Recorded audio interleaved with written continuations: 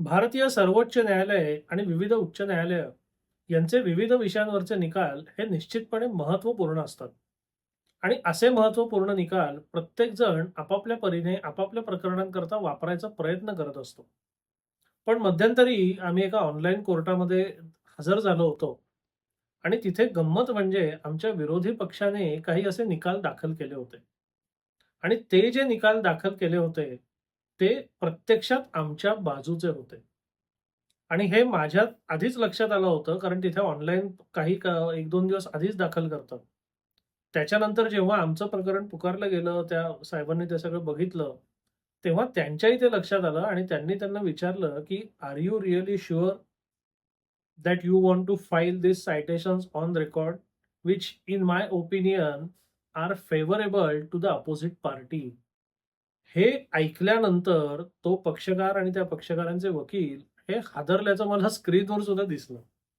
म्हणजे गंमत अशी आहे आणि हे आपल्या व्यवस्थेचं किंवा सध्याचं दुर्दैवी वास्तव एवढं मोठं आहे, की एखादी गोष्ट वापरायची ना, म्हणजे मग ती आंधळेपणाने वापरायची.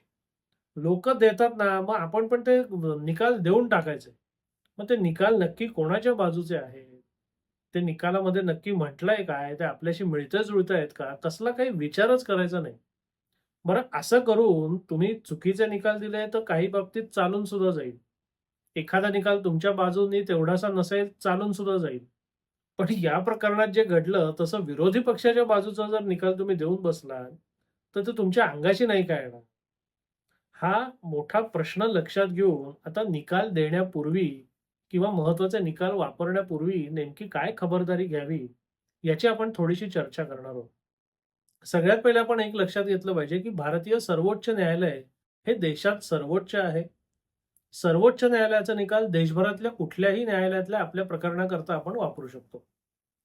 उच्च न्यायालयांचं मात्र तसं नाहीये. कारण ही विविध जी उच्च न्यायालये आहेत, मग मुंबई असेल, कर्नाटक असेल, गोव्याचं असेल, तामिळनाडूचं असेल, ही उच्च न्यायालयांची अधिकार क्षेत्र ही त्यांच्या त्यांच्या राज्यापुरती मर्यादित आहेत. म्हणजे मुंबई उच्च न्यायालयाचा जो निकाल आहे ना, तो महाराष्ट्रातल्या न्यायालयांना लागू जितका होईल, तितका तो गुजरातमधल्या किंवा कर्नाटकमधल्या न्यायालयांना लागू होणार नाही. म्हणून तुम्ही तुमच्या प्रकरणांच्या समर्थनार्थ जेव्हा एखादा असा निकाल शोधायचा प्रयत्न करता, तेव्हा तुमचं उच्च न्यायालय आणि सर्वोच्च न्यायालय याच्याशी संदर्भातले निकाल आपण शोधले पाहिजेत. कारण ते निश्चितपणे लागू होतं. आता पुढच्या टप्प्यावर 2 अतिशय तांत्रिक गोष्टी आहेत. त्यातली एक आहे रेशो डिसिडेंडी. आता रेशो डिसिडेंडी म्हणजे नक्की काय? तर एखाद्या प्रकरणांमधला निकाल देताना ज्या तथ्यावर तो निकाल आधारलेला आहे, अशी त्या निकालामधली जी काही तथ्य असतील, जी महत्त्वाची तथ्य असतात, त्याला म्हणतात रेशो डिसिडेंडी. म्हणजे त्या तथ्यांवर तो निकाल आधारलेला आहे. आणि ही तथ्य वगळता इतर जे काही त्या निकालामध्ये कथन असतं किंवा वक्तव्य असतात किंवा स्पष्टीकरण असतात किंवा निरीक्षणं असतात, ती तितकीशी महत्त्वाची नसतात. त्याला म्हणतात ओबिटर डिक्टा. आता सर्वसाधारणतः मी फार साध्या सोप्या भाषेत बोलतो, पण ह्याला पर्यायी शब्द माझ्याकडे सुद्धा नाहीये. म्हणून रेशो डिसिडेंडी हा आपल्याकरता नेहमी महत्त्वाचा असतो, की आपण जो निकाल दाखल करतोय किंवा वापरायचा विचार करतोय, तो कुठल्या तथ्यांवर आधारलेला आहे, ते आपल्याला माहिती असणं गरजेचं आहे. म्हणून एक म्हणजे आपलं उच्च न्यायालय आणि सर्वोच्च न्यायालयांचे निकाल शोधा. दुसरं, जो निकाल तुम्हाला वापरायचा आहे, त्याचा रेशो आणि ओबिटर हे तुम्हाला शोधता आलं पाहिजे. त्यातला रेशो डिसिडेंडी, ओबिटर डिक्टा नक्की काय आहे? त्याचा फरक काय आहे? काय तुमच्या बाजूचं आहे? काय तुमच्या विरोधातलं आहे? हे शोधता आलं पाहिजे. नंतर कोणते निकाल कोणत्या प्रकरणांना लागू होतात, याचा एक सर्वसाधारण नियम असा आहे, की सर्वसाधारणपणे मिळती-जुळती जर परिस्थिती असेल, मिळती-जुळती तथ्य असतील, तर त्या प्रकरणांना तो निकाल लागू होऊ शकतो. म्हणून तुमच्या समर्थनार्थ जेव्हा तुम्ही एखादा निकाल शोधता, तेव्हा नुसता त्यातला कायदेशीर मुद्दा बघू नका. तर त्याच्याबरोबर त्यात तथ्य काय होती, ती तुमच्या प्रकरणाशी मिळती-जुळती आहेत का?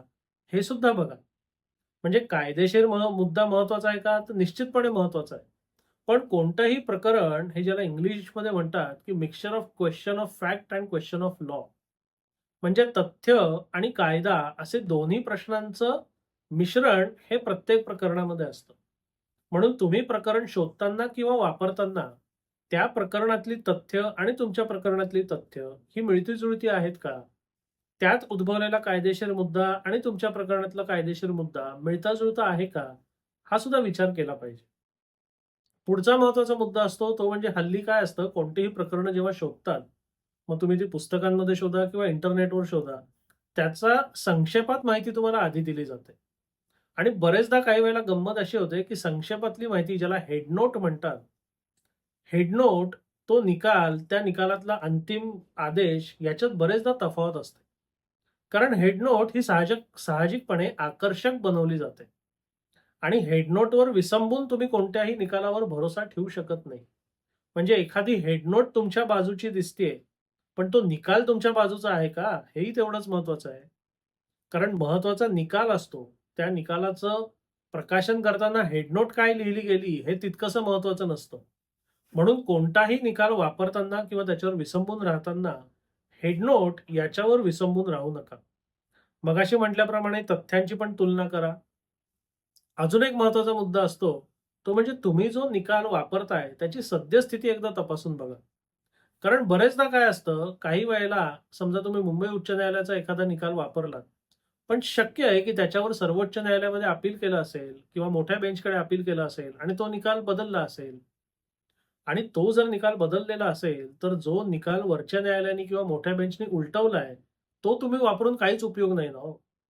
म्हणजे तुम्ही तुमच्या प्रकरणांकरता निकाल शोधताना किंवा वापरताना, बाबा ह्याचं पुढे काय झालं? याला पुढे कुठे आव्हान मिळालं का? मिळालं असेल तर त्या आव्हानात काय झालं? हा निकाल कायम झाला का बदलला गेला का उलटवला गेला? हे सुद्धा तुम्ही थोडंसं शोधलं पाहिजे. कारण बरेचदा इथे सुद्धा गल्लत होते. तुमच्या बाजूचा एखादा निकाल मिळाला, की तुम्हाला आनंद होतो आणि तुम्ही त्या आनंदात तो निकाल दाखल करून मोकळे होता. पण एक पाऊल पुढे जाऊन तो निकाल आजही कायम आहे का? हे सुद्धा आपण तपासलं पाहिजे. हल्लीच्या काळातला अजून एक अत्यंत महत्त्वाचा मुद्दा म्हणजे आर्टिफिशियल इंटेलिजन्स. मध्यंतरी काही प्रकरणं अशी झाली होती, की आर्टिफिशियल इंटेलिजन्सला एखाद्याने माहिती विचारली, त्यानीच काही प्रकरणांचे दाखले दिले, काही सायटेशन दिली, जे अस्तित्वातच नव्हते. म्हणजे आर्टिफिशियल इंटेलिजन्सचा वापर करावा का निश्चित करावा. पण तो वापर करताना त्याने दिलेल्या माहितीची खातरजमा करून घेणं, हे सुद्धा तेवढंच महत्वाचं आहे. कारण त्याच्यावर आंधळेपणाने तुम्ही विश्वास ठेवलात आणि प्रत्यक्षात असं काही नसल्याचं निष्पन्न झालं, तर त्याने आपण फार शोचनीय अवस्थेमध्ये येतो आणि असं होऊ नये. म्हणून एआय जर तुम्ही वापरत असाल, तर एआयमधनं माहिती मिळवा. मिळालेली माहिती इतर जे काही स्रोत असतील, त्याद्वारे एकदा त्याची खातरजमा करा. नंतर दुसरा महत्त्वाचा मुद्दा असतो, की तुम्हाला ज्या ठिकाणकरता किंवा ज्या कायदेशीर तरतुदीकरता भांडायचंय किंवा तुम्हाला त्याच्या समर्थनार्थ निकाल हवे आहेत, तर तसे निकाल तुम्ही शोधले पाहिजे. अगदी साधं उदाहरण द्यायचं झालं, तर समजा तुम्हाला महाराष्ट्र जमीन महसूल संहितेअंतर्गत विलंब माफीकरता एखादा निकाल हवा असेल, तर त्याच्याकरता महाराष्ट्र जमीन महसूल संहिता आणि त्यातल्या विलंब माफीची जी तरतूद आहे, त्या अंतर्गत दिलेला निकाल महत्त्वाचा आहे ना हो. तुम्ही मुदतीच्या कायद्याअंतर्गत कितीही निकाल जरी आणले, तरी ते तिथे तितकेसे लागू होणार नाहीत ना. कारण मुदतीचा कायदा हा त्याच्याशीच संबंधित असला, तरी तो कायदा वेगळा.